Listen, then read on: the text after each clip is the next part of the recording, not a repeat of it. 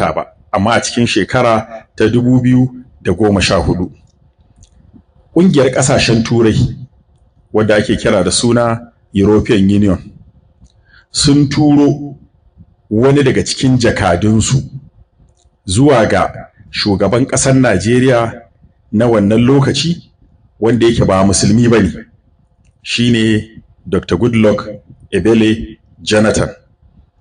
Saƙon da suka turo shi da su ƙasashen turai da sauran ƙasashe na yammacin duniya da ƙungiyoyin da suka turo su sun turo shi da saƙo gurin Jonathan a matsayin shi na shugaban ƙasa cewa ya gaya ma shugaban ƙasar Najeriya za su goyi bayan shi a zaɓe na shekarar da za ta biyo baya, watan ta 2015.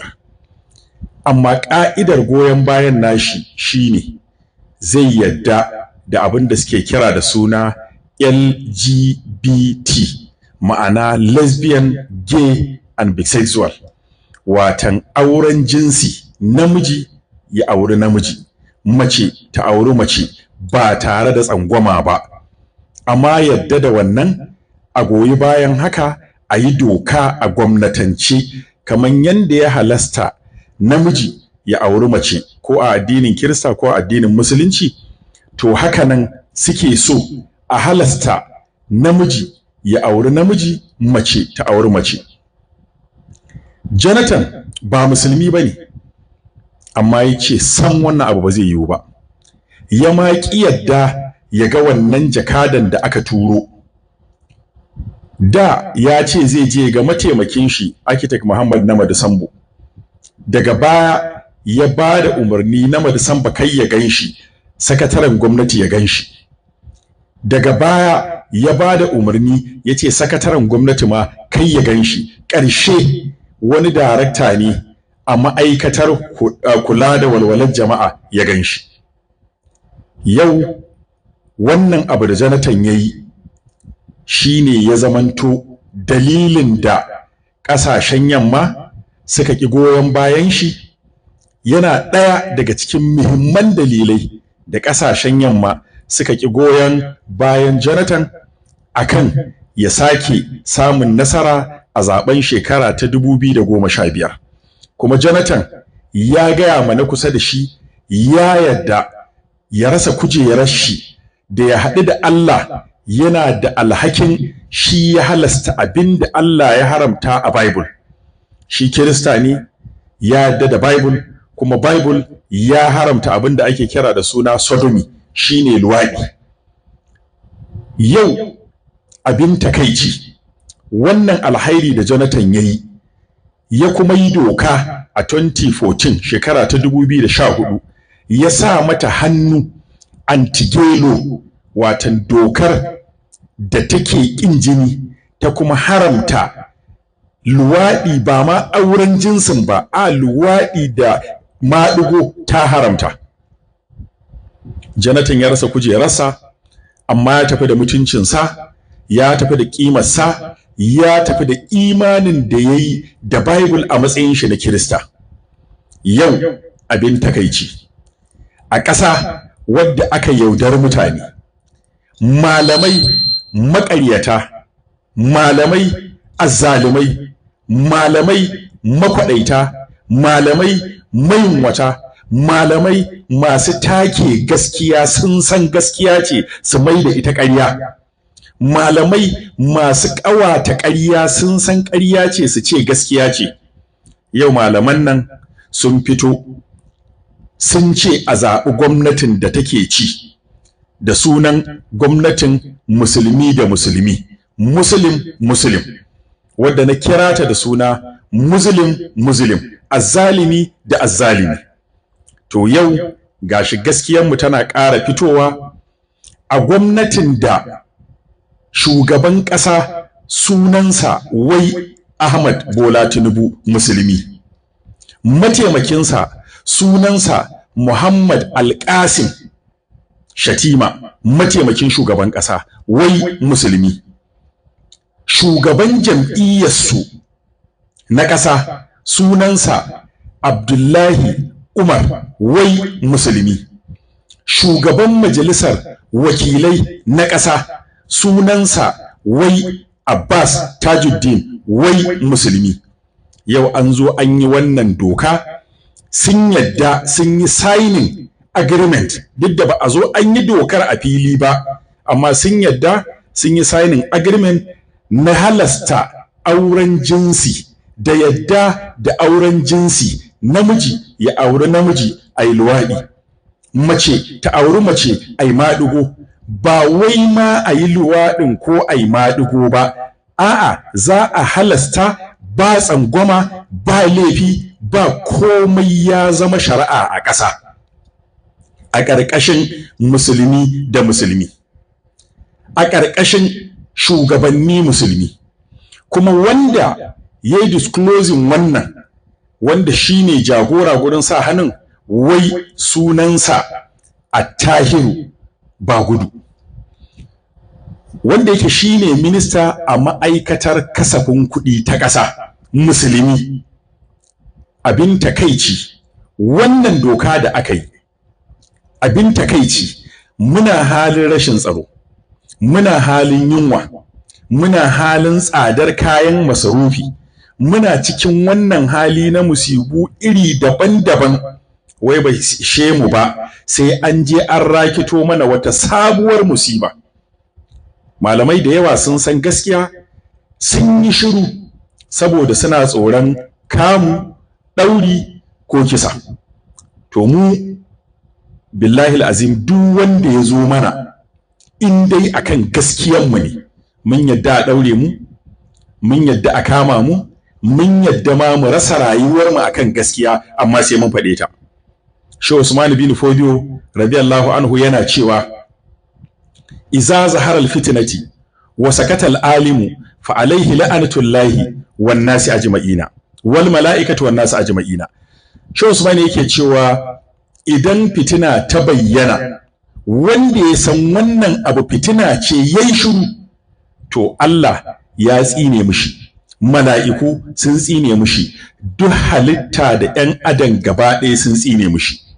Wannan fitina da ake so a kawo ta auren jinsi a wannan lokaci, ya kamata malamai su sani. Allah maɗaukakin sarki yana cewa wattaqu fitnatul la tusibanna alladhina zalamu minkum khassa. Ku ji tsoron fitinar da idan ta zo ba za ta shafi waɗanda suka yi zalunci su kaɗai ba ne. Wannan fitinar in ta zo wallahi za ta shafi kowa da komai ne.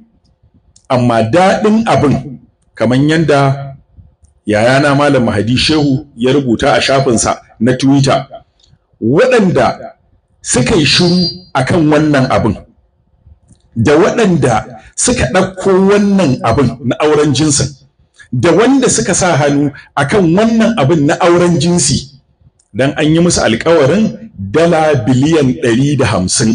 Jaridar Daily Trust ta yau ita ta rubuta. Jaridar Daily Trust ta yau ita ta rubuta. A Samoa Island aka yi alkawarin dala 150 dil ɗin. To waɗanda suka janyo wannan fitinar, in ji Malam Hadi Shehu yake cewa Allah ya sanya luwaɗi da maɗigo a zuri'a su ya zama tabbatacce, tun da haka suke fata, in dai abin kirki ne. Malamai sun gani sun yi shiru. A gwamnoni na ƙasar nan, bayanai da suka tabbata, gwamnoni guda 3 sun fito ƙiri-ƙiri sun aika ma shugaban ƙasa, sun sanar da shugaban ƙasa, sun rubuta a rubuce cewa ba sa goyon bayan wannan doka da ake so a yi, da wannan alkawari da ake so a yi na auren jinsi. Na farko a cikinsu shine gwamnan jihar Plateau, wanda ake kira da suna Caleb Mutfwang. Ba musulmi bane, amma ya ce ko da za a yi auren jinsi a din Najeriya banda jihar Plateau. In ko za a yi a jihar Plateau, to sai dai in ba shi a raye ba shi ne gwamna ba. Amma in dai yana gwamna ba za a yi ba. In kuma baya gwamna matukar yana raye, zai jagoranci mutane a yi adawa da wannan doka. Haka ya rubuta ma shugaban ƙasa, kuma haka ya sanar ma shugaban ƙasa.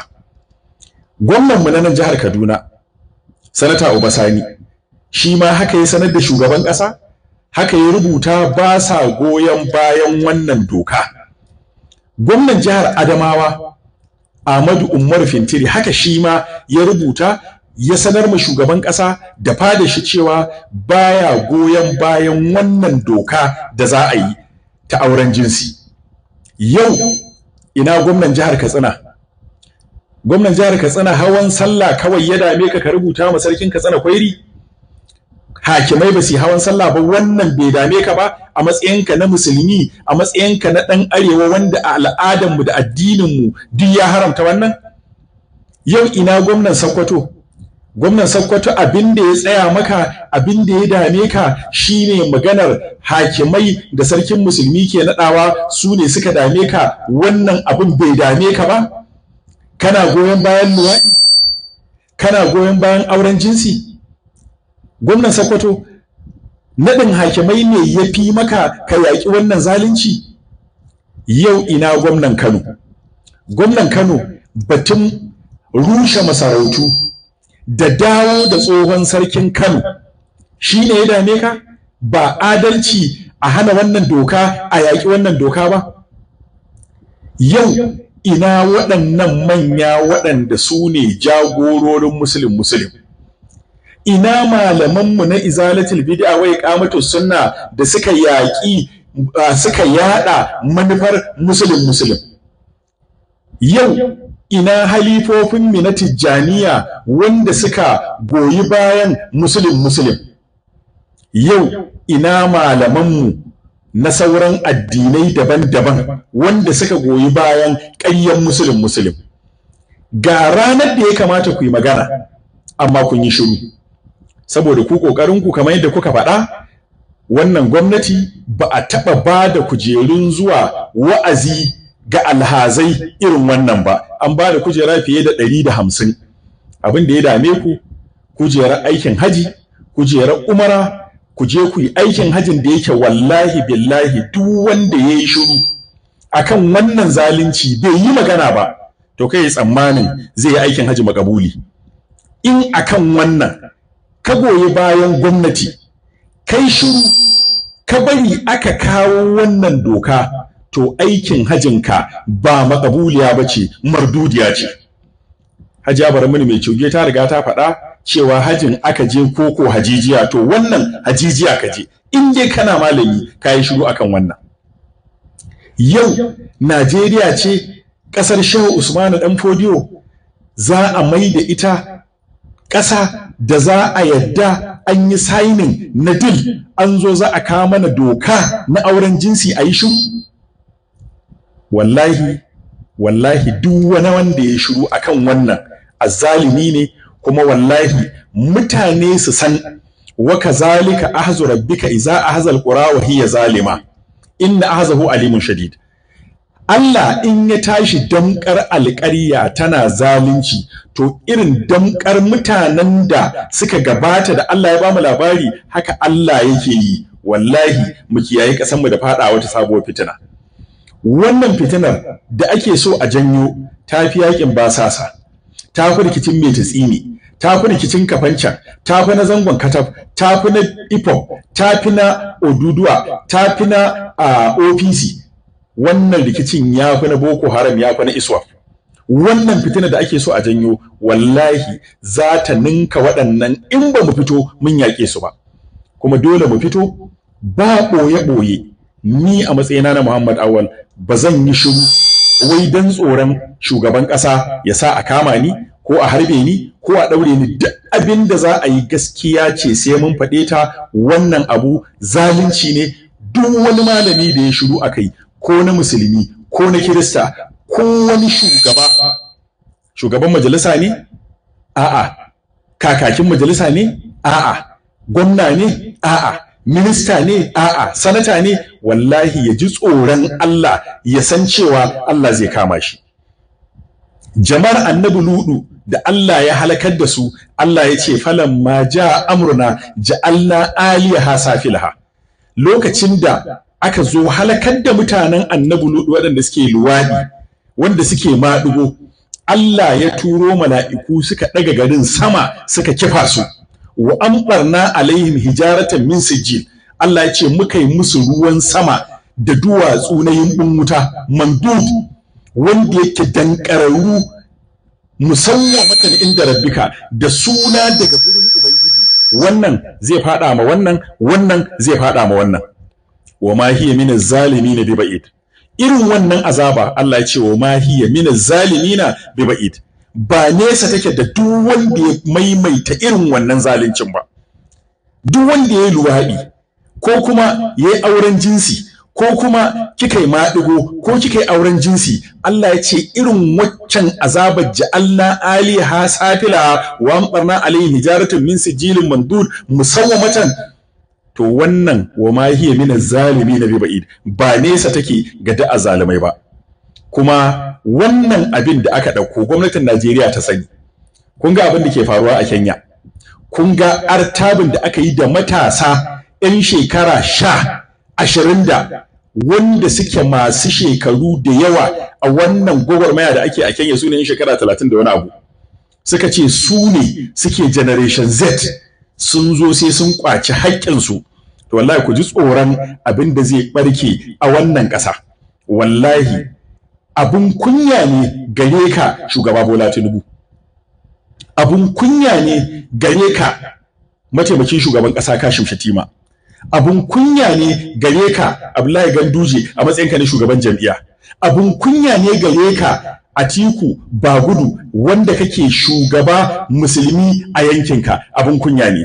Kuma wallahi idan malamanmu na Tijjaniya, halifofinmu na Tijjaniya da malamanmu na Izala da sauran malamai na ɓangarori ba su fito sun yaƙi wannan, sun yi tir da wannan, sun tsaya suna kawaicin ƙarya, suna munafunci don a ba su wani abu ba, wallahi Allah ba zai ƙyale ku ba. Wallahi mu alhamdulillahi ba ma buƙatar kuɗin kowa, ba mu ci kuɗin kowa ba, ba ma neman kuɗin kowa, ba ma neman muƙamin kowa, ba ma neman kujerar umarar kowa. Wanda muka yi mun gode ma Allah, ba mun ce ba ma so ba, a'a, wanda Allah ya bamu ne mun gode mushi. Hanyoyin da Allah ya bamu mun gode, alqanatu kanzul la yafna, mun gode matsayin da Allah ya bamu, amma ba za mu fasa faɗin gaskiya domin neman kujerar umara ba.